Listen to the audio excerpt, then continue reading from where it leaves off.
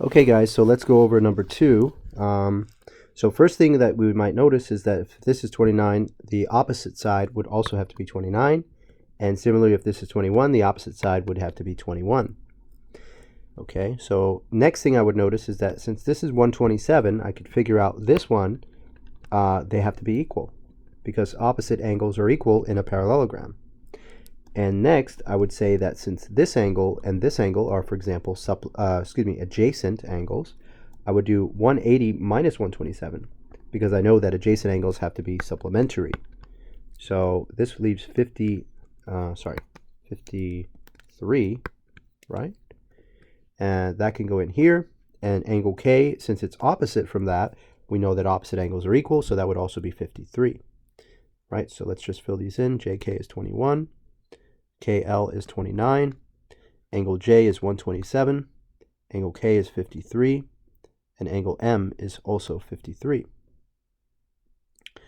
Okay, next question. So for number 4, the first thing we notice is it's talking all about angles, right?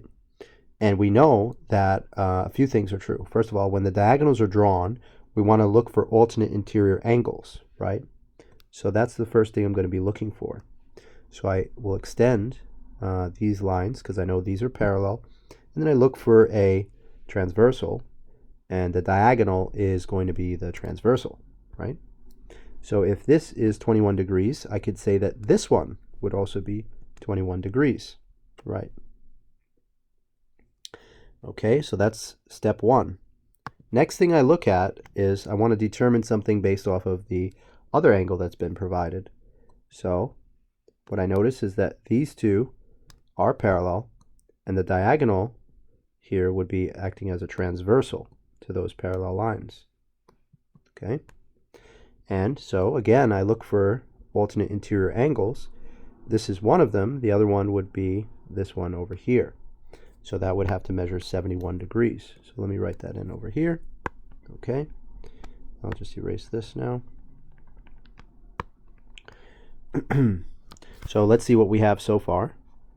So far, let's see. We know, so we also need to use this, right? So FED is 134. So F to E to D is 134 degrees. That's this total angle. So notice it's made up of two separate angles, one of which is 71. So if I do 134 minus 71, I'll see what's left over. So let's see, I have to go 29 to get up to 100. And then 34 more, so that would be 63. So this angle must be 63. Oh, sorry, this angle here must be 63 degrees, right? Because 63 and 71 adds up to 134. Okay, good. So let's see what else we need to find. So DEC. So D to E to C, yep, that's 63 degrees. CDE. C to D to E, okay, so that would have to be, since these are adjacent angles, that has to be supplementary. So 180 minus 134, that's 46, okay, so the total of angle D has got to be 46.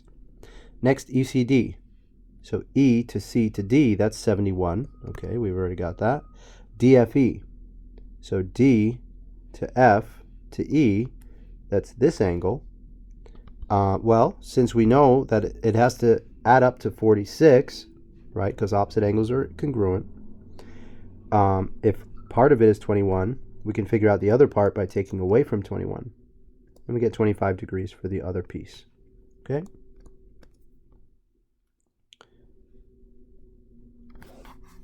And lastly, we have number 6 here. So given that GHF is 34, so GHF is 34. So right away, I could conclude, by the way, that this angle here would also have to be 34, right? And that's for the same reason as before. The parallel lines cut by a transversal forms alternate interior angles that are congruent. Okay? HJF is 124. So HJF is 124. So right away, I can conclude that this one, which is the angle that's opposite, would be 124. And the adjacent angle would have to be 56, right? If we subtract from 180, we get the value for that. All right, and then FKJ is 79. So F to K to J is 79. So right away I can assume that this one would be 79 because vertical angles are congruent. And then if I subtract from 180, I could determine that these angles here, which form a linear pair with 79, have to be 101 each. Okay? So let's start filling in what we know already. So GFJ, right, G to F to J, that one is 56. FGH, so F to G to H, that has to be 124. HFJ, so H to F to J is 34. HKJ, H to K to J, that's 101. Okay. So next we have JGH. So starting with J to G to H. So this one we don't have yet. Let's think about how we might be able to determine it. Well, we know that this forms a triangle here, and we have 2 out of the 3 angles, so we can actually calculate it the normal way by adding what we know. So that's 13, and that's 10 and 1 is 11. And then take away from 180 to see what's left over. So this requires about 67 more degrees, right? So that would be 67. That goes in our next spot. Right? And then FGH. Let's see, FGH is 124. Okay, FHJ, F to H to J, that's this angle. And that would just be 56 minus 34, right? So that would leave 22 degrees for that angle. Okay, and then finally GJF, G to J to F, that's this angle, which would have to be alternate interior with this one, and therefore congruent, 67. All right, not too bad.